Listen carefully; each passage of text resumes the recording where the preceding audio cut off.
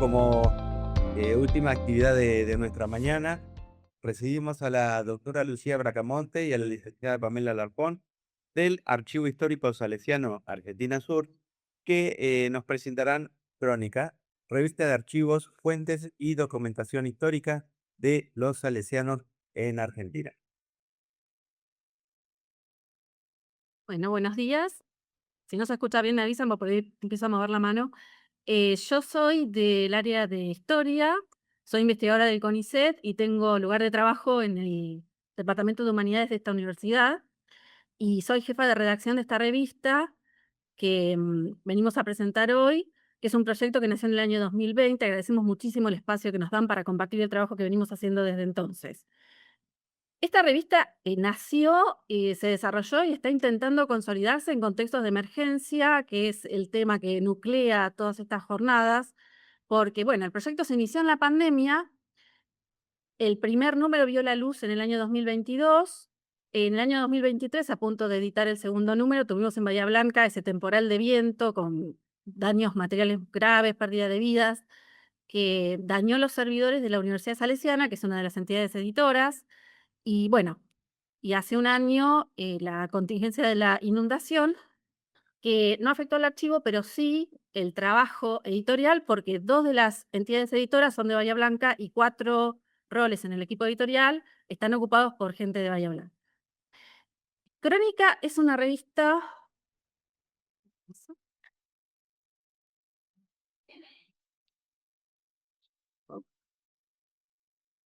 es una publicación periódica, arbitrada, con un número anual y que tiene carácter científico. Es la primera publicación, con estas características a nivel mundial de la congregación salesiana y excede la mera preocupación que han tenido los salesianos desde Don Bosco, desde las primeras instrucciones de Don Bosco, de conservar el material histórico resultante de sus actividades y de reforzar la memoria a lo largo del tiempo y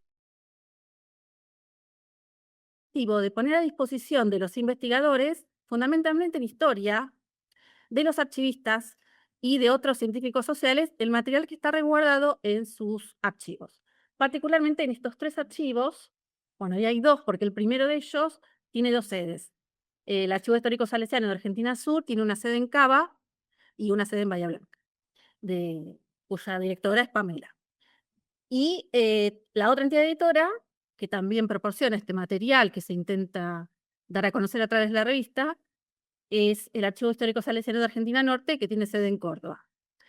Y con ellos trabaja la Universidad Salesiana, que es la que da el soporte para la versión electrónica. Esta es una revista que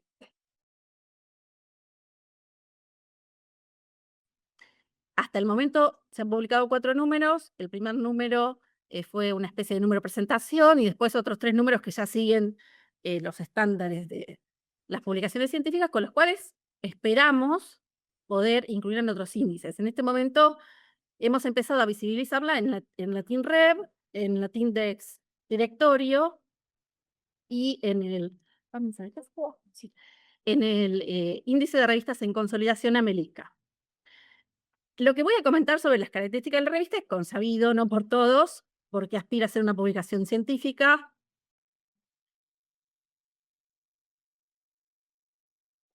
que publique artículos originales, que persiga normas éticas de acuerdo a estándares internacionales, tanto en cuestiones de plagio, antiplagio y otras variables. Está abierta al envío de contribuciones no solo de quienes integran la familia salesiana, que tiene muchos cultores de historia dentro, sino a investigadores externos. Hay una apertura hacia investigadores externos desde la década del 90, en los archivos que antes no existía. Em, y aspira a insertarse como una publicación científica más dentro del campo internacional. Todo esto obliga a permanentes procesos de adecuación para responder a los principios de interoperabilidad y a otros estándares de publicación científica que nos permita avanzar con las indexaciones. Esta revista tiene 3 particularidades. Por empezar, tiene un número electrónico, pero también un número impreso. Ahí tenemos algunos de los ejemplares, que esto es algo que en este momento tiende a desaparecer. Como todos sabemos, las revistas científicas en soporte papel prácticamente ya no existen a nivel mundial por muchas cuestiones, ¿no? Por factores que se combinan, que tienen que ver con los costos. En este caso, por ejemplo, es una revista muy especial porque hay mucho material visual que es interesante de publicar, pero los costos impiden que lo hagamos en color, por ejemplo. Entonces, eso se complementa con el número electrónico. Si bien los números son iguales, el electrónico tiene la particularidad de que podemos publicar todo en color. Y también por los problemas de distribución, no solamente de costos, las revistas en papel han tendido a desaparecer. Y por el hecho de la accesibilidad y las exigencias de los índices. La versión electrónica se publica a través de los JS, por lo cual, bueno, es una revista que adhiere al acceso abierto, ¿no? Permite un acceso libre, gratuito e inmediato a todo su contenido. Otra característica es la apertura editorial, perdón, porque se convocó tanto para formar el comité editorial como el comité científico a Diana, profesionales de distintas áreas y no solo del ámbito salesiano, sino también de universidades que no son las salesianas, universidades nacionales y de organismos de investigación científica, como es mi caso, el CONICET. Y AXA, que es la Asociación de Cultores de Historia Salesiana. Y la tercera particularidad es esta cuestión de que conjuga historia y archivística, lo cual es muy rico en términos de trabajo interdisciplinario, porque, bueno, en mi caso, que estoy capacitándome en edición y gestión de revistas, y para eso me convocó Pamela a fines de 2020, desde 2008 aproximadamente, mi ámbito de trabajo siempre había sido dentro del campo académico de la historia, ¿no? En una revista que era de un programa interdisciplinario de historia política, en el que todos éramos historiadores.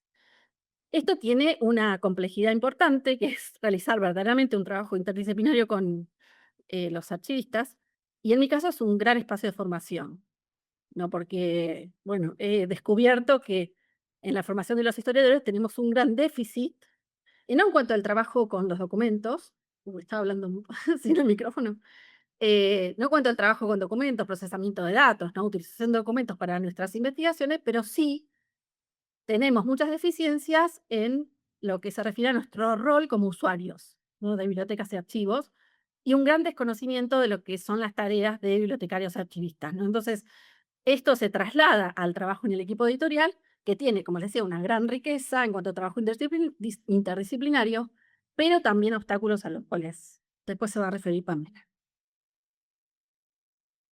Bueno, como les decía, hasta el momento, a pesar de todas esas coyunturas negativas que obstaculizaron el trabajo editorial, hemos logrado publicar 4 números. Bueno, aquí tenemos el equipo editorial, en el cual se aprecia, bueno, acá faltan algunos integrantes este es el equipo, el comité editorial, que tiene un director asociado, que pertenecen a la congregación, editores de sección, después voy a mencionar cuáles son las secciones, algunos integrantes. Aquí se puede ver la diversidad, ¿no? De las pertenencias institucionales. Bueno, un jefe de redacción, que sería mi caso, un consejo de redacción que está en proceso de formación, un comité científico, como es usual en las revistas, con investigadores argentinos y extranjeros que acreditan una trayectoria científica relevante. En este momento, en su mayoría, por las características del contenido de la publicación, son italianos, quienes integran el comité científico, que no está plasmado aquí por razones de espacio, pero está accesible en la página de la revista. Y después, bueno, todo lo que implica la publicación impresa y electrónica, lo cual también es un desafío en términos de tiempos, que es el trabajo con correctores de estilo, con traductores de inglés, con todo el personal de informática de la Universidad Salesiana, que es la que le da, como les dije, el soporte a la plataforma JS, y después con quienes se encargan de la diagramación y el diseño, que trabajan en Buenos Aires, que son parte de la comunidad salesiana, que es el Equipo Nacional de Comunicación Social, y Ediciones Don Bosco, que es finalmente quien imprime los ejemplares. Bueno, yo voy a terminar con esta muestra las secciones y después le voy a hacer la palabra a Pamela, porque creo que lo que más puede interesar acá es la sección en torno a la archivística. La revista tiene un dossier que tiene que ver con una elección temática que se hace al interior del equipo editorial. O sea, hay parte de la revista que sigue un criterio temático. En torno a la archivística también, en cada número sigue ese criterio temático. Ensayos y reflexiones también. Las dos primeras son secciones con evaluación externa, de doble ciego en el caso del dossier y una evaluación externa abierta en el caso de en torno a la archivística. Ensayos y reflexiones, entrevistas y reseñas bibliográficas son secciones de evaluación interna. Y también se intenta, si bien la de reseñas bibliográficas es más amplia, se intenta que sigan un eje temático. Y la sección de tema libre, que es la que pretende limitar la cuestión de la endogamia, que es un riesgo que se corre en este tipo de publicaciones, es la que admite contribuciones que excedan el tema del dossier, temas largo aliento por parte de becarios o de investigadores, de tesistas, y es una sección con una evaluación también, como la del dossier, externa de doble ciego. Bueno, ahora le voy a dejar la palabra a Pamela para que nos comente un poco cómo está esta cuestión de la sección en torno a la archivística, que es, creo yo, lo que dota de mayor originalidad esta revista en el campo de las publicaciones argentinas.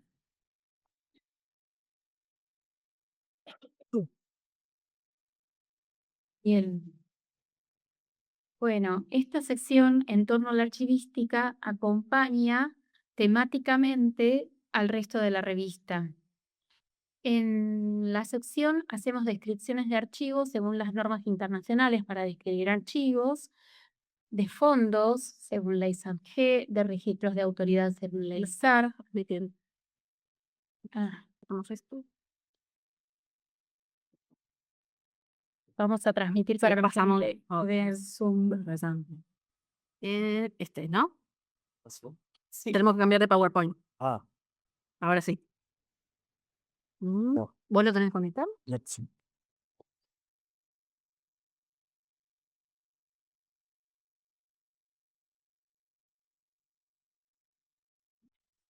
¿Por acá? Este. Bien, ahí retornamos. Les comentaba, nuestras revistas son temáticas. La primera fue sobre archivos, la segunda fue sobre Artemides Sati, un enfermero que después fue declarado santo, y la tercera fue sobre Malvinas, donde estuvieron los salesianos desde 1888 hasta 1942. Y en la sección en torno a la archivística acompañamos al tema que marca el dossier que hacen los historiadores. Bueno, entonces hacemos descripciones de archivos según ISDIA, descripciones de fondos según ISABG, registros de autoridad según ISAR e inventarios. ¿Sí? Todo eso fue publicado en cada uno de los números.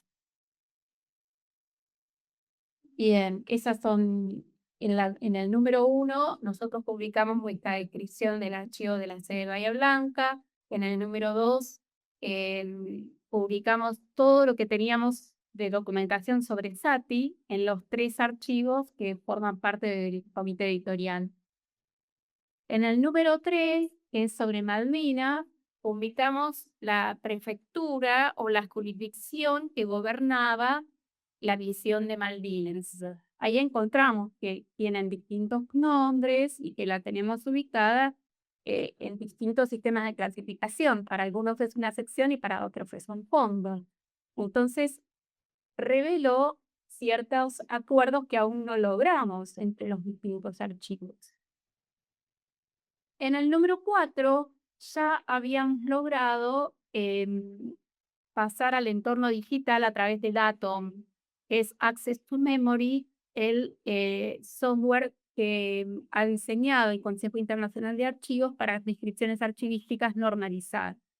Una vez que logramos el Atom, esta sección va a tener que reinventarse, pero nos sirvió para plasmar aquí en el número 4 cuáles fueron los criterios que utilizamos para definir un fondo, definir una sección, definir un creador, un productor, que parece que está normalizado y que se aplica a todos los lugares igual, pero la institución es tan compleja, después de tantos años de existencia, que tuvimos que redefinirlo. Bueno, este es nuestro Atom. Aquí está Valeria Pela, que es nuestra diseñadora y arquitecta. Y este es nuestro Atom Online. No se proyecta. ¿No se proyecta? No. Bueno, a ver si nos ayuda Ramiro para que podamos proyectar el álbum. ¿Qué pasó? ¿Se puede Otra. proyectar la página del ¿Esta? Atom? Sí. Espérame que traigo los posts. Voy a correr esto. Vamos a ver si lo vemos acá. ¿Esta? Bueno, logramos acceder a este proyecto a través de un concurso que ganamos, estaba la Fundación Williams y en Taibón. Bien. Y comenzamos describiendo 25 fondos de misioneros. Como el tema era misiones,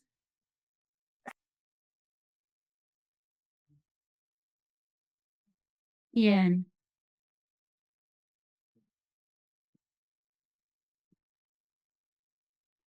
Bueno.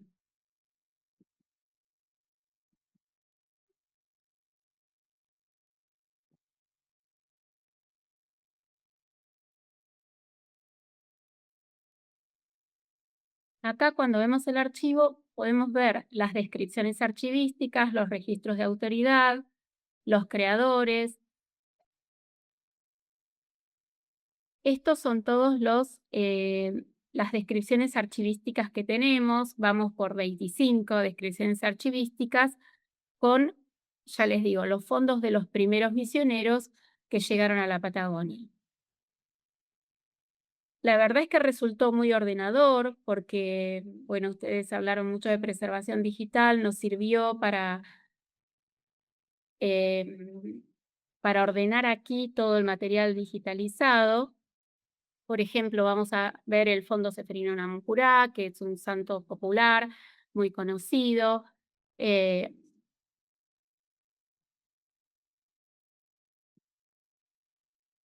Tiene dos secciones este fondo, que es lo creado por Ceferino y lo creado por la causa de santidad, ¿no? La gente que promueve la causa de santidad, que es, bueno, reunir los milagros que ha realizado.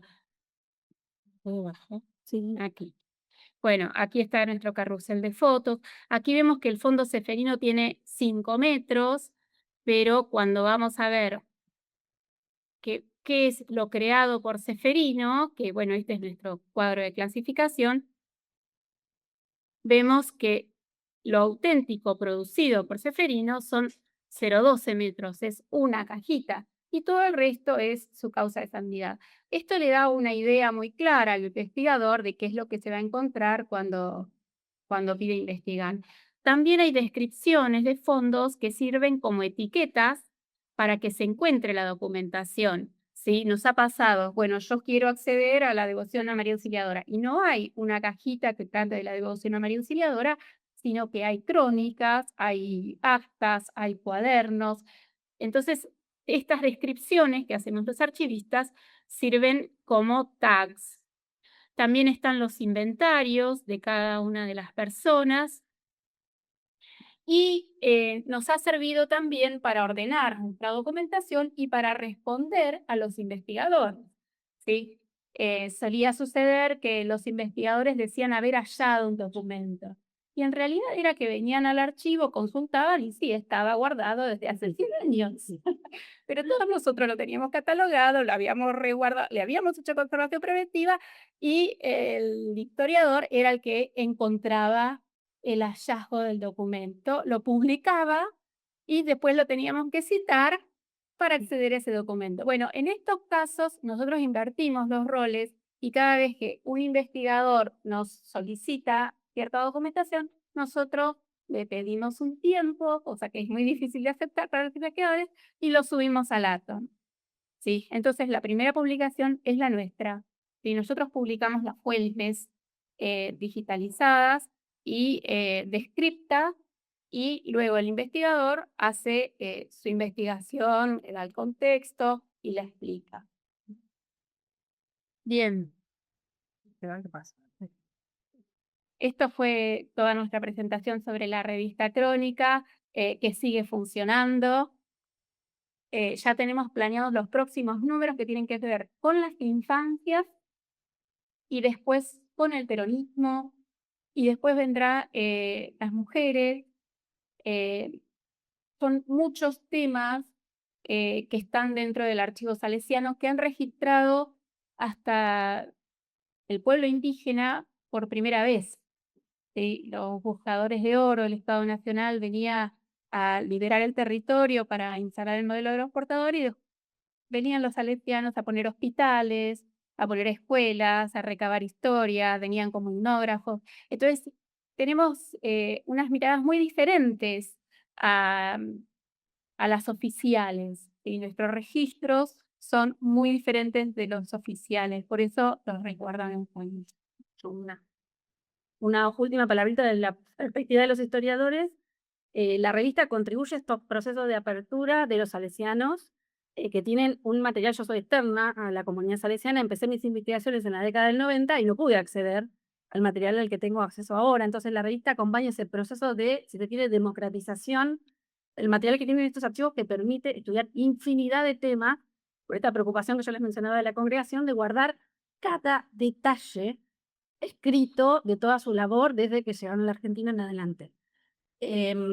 Y también contribuye a generar un espacio de debate y de reflexión historiográfica y a iniciar el estudio de los documentos. Lo valioso que tiene esto es que cuando se define el tema, se convoca a un coordinador de dossier y a investigadores, que en su mayoría son externos, y ellos hacen un pedido de documentación a los archivistas, que es documentación que no se ha trabajado, es totalmente original. Ellas hacen todo el trabajo de digitalización. Ese investigador hace una primera aproximación al tema, pero después eso queda abierto para que el resto de la comunidad historiográfica pueda revisar esas interpretaciones, ¿no? Así que bueno, la revista no es meramente una publicación de historia o de archivística, sino que forma parte de todo este proceso, ¿no?, de ampliación del acceso a todos estos materiales que permiten investigar infinidad de temas que tienen que ver con la Iglesia, pero mucho también con el Estado. Bueno, muchas gracias.